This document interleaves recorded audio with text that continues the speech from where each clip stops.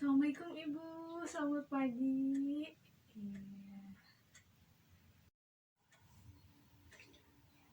Ya Neng, waalaikumsalam. Iya. Ini dengan Ibu siapa namanya? Miss, di sini saya akan melakukan penyuluhan ya Bu ya, atau pendidikan kesehatan. Penyuluhannya ini, materinya itu berisi tentang penyuluhan diet pada pasien PGK yang menjalani hemodialisa ya Bu ya. Sebelumnya, apa Ibu sudah tahu makanan apa saja yang dilarang atau yang dianjurkan untuk si bapaknya? Kalau si bapak mah sama perawat yang di rumah sakit itu gak boleh terlalu banyak makan asin-asin, karena kan si bapak juga bukan cuma hemodialisa ya Neng ya, si bapaknya juga ada hipertensi, jadi emang harus dikurangin makan garamnya. Terus si bapak juga jangan terlalu banyak minum. Terus si bapak juga apa ya Neng ya, si bapaknya kan suka makan lalap Neng, jadi kata perawat yang di sana tuh harus dikurangin makannya. Oh iya, bener banget Ibu. Tapi saya mau jelasin lagi ya Bu ya, lebih rincinya seperti apa. Baik, next. Nah, kita ke pengertian umumnya dulu ya Bu ya. PGK atau penyakit ginjal kronik ini merupakan kerusakan ginjal ya Bu, yang berlangsung lebih dari 3 bulan dan dengan nilai GFR kurang dari 60 ml per menit atau 1,73 mm kubik ya Bu ya. Nah, hemodialisa sendiri itu merupakan terapi pengganti fungsi ginjal ya Bu ya, yang dilakukan 2 sampai dengan 3 hari dalam seminggu dengan rentan waktu pada saat melakukan tindakan adalah 4 jam. Nah, tadi jawaban Ibu udah benar ya Bu ya. Tapi saya mau menjelasin lagi lebih detailnya ya Bu ya. Untuk tujuan diet pada pasien hemodialisa itu yang pertama adalah untuk mencukupi kebutuhan zat gizi sesuai dengan kebutuhan perorangan agar status gizi pasien menjadi optimal. Yang kedua, untuk menjaga keseimbangan cairan dan elektrolit yang berlebih Ibu. Dan yang ketiga, menjaga agar penumpukan produk sisa metabolisme protein tidak berlebih. Nah, untuk syarat-syarat dietnya itu yang pertama, kalorinya itu harus cukup agar protein nanti tidak dipecah menjadi energi. Nah, protein pun diberikan cukup untuk memenuhi kebutuhan tubuh dan mengganti protein yang hilang pada saat melakukan hemodialisa. Selanjutnya, membatasi makanan sumber kalsium, terutama ya Bu ya, bila urin kurang dari 400 ml atau kalium darah lebih dari 5, mg per liter. Membatasi juga asupan garam dan sumber natrium bila ada penimbunan air di dalam tubuh dan tekanan darah tinggi ya Bu ya. Tadi Ibu benar, bapaknya jangan makan yang terlalu asin. Untuk garamnya pun harus sedikit ya Bu ya. Nah, untuk mengkonsumsi cairan itu disesuaikan ya Bu ya dengan jumlah air kemih 1 hari ditambah dengan 500 ml air. Vitamin dan mineral juga harus ditambahkan sebagai obat. Nah, ini ada bahan-bahan makanan yang dianjurkan. Untuk sumber energi, bapaknya bisa dikasih nasi, lontong, bihun, emih, makroni, jagung, dan makanan-makanan yang terbuat dari tepung. Sumber protein yang dipilih itu yang bernilai biologi tinggi seperti telur, susu, daging, ikan, ayam. Nah, sumber vitamin dan mineralnya itu seperti terong, toge, buncis, kangkung, kacang panjang, selada, wortel, jamur, dan lain-lain ya Bu ya. Nah, ini itu adalah makanan yang tidak dianjurkan Ibu. Makanan yang harus dibatasi, yang pertama dari sumber protein Ibu, kacang-kacangan atau hasil olahan kacang-kacangan yang lain kayak tahu, tempe, kedelai, kacang hijau, kacang tolo. Nih Ibu, jenis kacang-kacangannya seperti ini. Terus sumber vitamin dan mineral seperti sayur-sayuran yang tinggi kalium gitu. Terus buah-buahan yang tinggi kalium juga harus dibatasi. Terus bahan makanan yang diawetkan seperti kornet, seperti sarden atau nugget, pokoknya bahan-bahan instan itu kurang dianjurkan ibu, bahkan tidak dianjurkan gitu. Oke, next. Nah, cara untuk pengaturan dietnya itu kalau misalnya bapaknya ada mual, ada muntah gitu ya, bapaknya itu harus makan secara teratur tapi dalam porsi yang kecil. Misalnya bapak yang dulunya makannya satu bakul, satu piring besar, karena bapaknya ada mual muntah, jadi sama ibu seperempat porsinya dulu gitu. Biasanya bapak sarapannya jam 7, seperempat porsi jam 7, nanti jam 10 setengahnya lagi, sisanya jam 12 setengahnya lagi jam 1 siang. Nah gitu bu. Terus hidangkan makanannya itu yang menarik agar nanti bapak tuh kalau lihat, oh yang tadinya saya nggak pengen makan jadi pengen makan gitu. Selanjutnya, pilih makanan dengan sumber protein hewani yang tinggi sesuai dengan jumlah yang ditentukan. Mungkin kan nanti dari rumah sakit ibu udah dikasih lembar untuk tahu misalnya jumlah proteinnya berapa, karbohidratnya berapa gitu ibu ya. Terus makan sumber protein nabati mempunyai mutu protein yang lebih rendah dibandingkan protein hewani, itu harus dibatasi.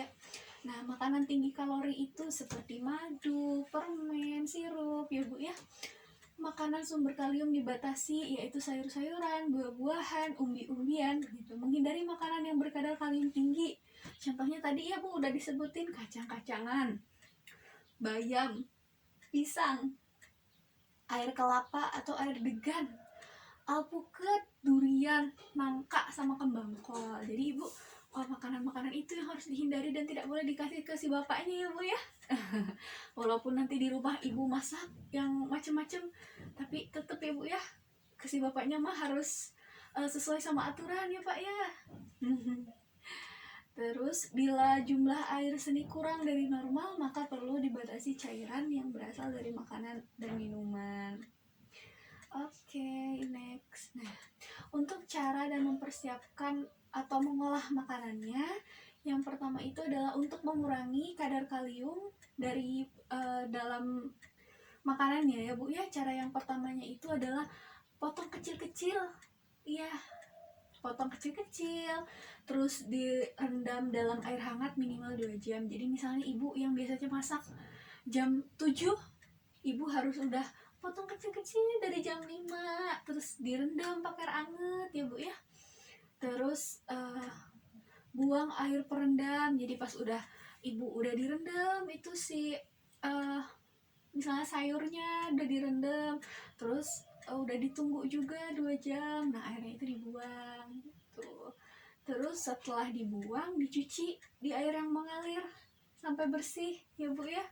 Nah, semua sayur itu harus dimasak dan tidak dianjurkan dalam keadaan mentah atau lalapan. Mungkin dulu bapaknya pas masih sehat suka makan lalap, suka makan pakai sambal gitu ya. Sekarang tuh harus dikurangi banget ya bu ya, malah tidak boleh gitu, lebih baik dimasak. Nah, terus jika ada pembatasan garam, gunakan lebih banyak bumbu-bumbu seperti gula, asam, dan bumbu dapur lainnya ya. Karena bapak juga ada komplikasi hipertensi, jadi harus sangat dikurangi konsumsi garamnya ya bu ya. Harus sangat-sangat diminimalkan, tapi tidak apa-apa ditambah bahan-bahan dapur lainnya seperti gula, asam, dan yang lain ya bu ya. Nah, untuk membatasi cairan, masakan lebih baik dibuat dalam bentuk tidak berkuah, seperti ditumis, dipanggang, dikukus, dibakar, dan digoreng ya bu. Karena bapak juga dibatasi cairannya, tidak boleh terlalu banyak cairannya yang masuk ke dalam tubuh. Jadi ibu kurang-kurangin masak sayur sop, soto gitu ya. Jadi lebih baik kayak ditumis, dipanggang, dikukus ya bu ya. Lebih baik itu dikukus. Kalau digoreng itu kan takutnya terlalu banyak minyak gitu. Oke. Next. Nah, ini ada contoh menu makanan sehari-hari yang dianjurkan pagi, siang, dan malam. Nah, kalau paginya itu bisa pakai nasi, telur dadar, tumis buncis, susu. Terus jam 10-nya itu bisa dikasih cemilan kayak bakmi goreng ya Bu ya. Terus siangnya kalau misalnya mau ganti sehari 3 kali boleh dikasih nasi, terus empal daging, terus dikasih apel. Nah, untuk dikasih apel itu tidak boleh 1 buah apel Bu, tapi harus setengahnya gitu. Terus jam 2 siang nantinya bapaknya mau ngemil, bisa dikasih roti bakar. Terus malamnya itu bapak bisa dikasih pepes ikan. Nah, pepes ikan itu bagus Ibu, soalnya kan dikukus ya Bu ya. Terus tidak nambah cairan juga di dalam tubuh. Terus ada sayuran, terus teh manis dan pepaya. Dan udah Ibu, terima kasih. Ibu bagaimana, apakah ada yang ingin ditanyakan? Atau Ibu mau konsultasi atau bertanya tentang apapun itu mengenai diet, mengenai makanan bapaknya? Boleh, silakan Ibu ya.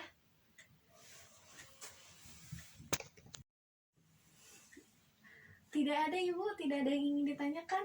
Tidak. Kalau begitu saya yang bertanya sama Ibu. Tadi Ibu bisa sebutkan tidak makanan apa saja sih yang tidak dianjurkan bagi pasien hemodialisa? Nanti kalau Ibu bisa jawab, saya kasih hadiah. Yo. Untuk makanan yang tidak dianjurkan itu kayak kacang-kacangan, olahan kacang-kacangan, terus makanan instan ya Ning ya, kayak sarden, terus kayak nugget, terus kayak itu Neng, kornet, terus sayur-sayuran yang kaliumnya tinggi. Contohnya itu buah-buahannya itu alpukat, sayur-sayurannya itu apa ya Neng? Ya, benar sekali Ibu. Ya, tepat sekali. Berarti Ibu tadi memperhatikan saya dengan baik ya Bu ya. Ibu bisa menjawab serinci itu gitu ya Bu ya. Ini saya ada sedikit hadiah untuk Ibu. Semoga bisa kepake ya Bu ya. Sama-sama Ibu. Ya Neng, makasih ya Neng ya. Makasih hadiahnya Neng. Baik Ibu, penyuluhannya sudah selesai. Mohon maaf apabila ada saya salah-salah kata atau dari penyampaiannya saya kurang baik. Ya, sekian. Wassalamualaikum warahmatullahi wabarakatuh. Sehat-sehat ya Bu ya, bapaknya, ibunya. Mangga Ibu. Ya Neng, waalaikumsalam. Enggak, saya juga minta maaf ya Neng ya. Kalau saya jawabnya teh suka gak bener, nah saya teh lupa. Mak mah lupa, mau udah tua. Iya. Waalaikumsalam Neng, mangga.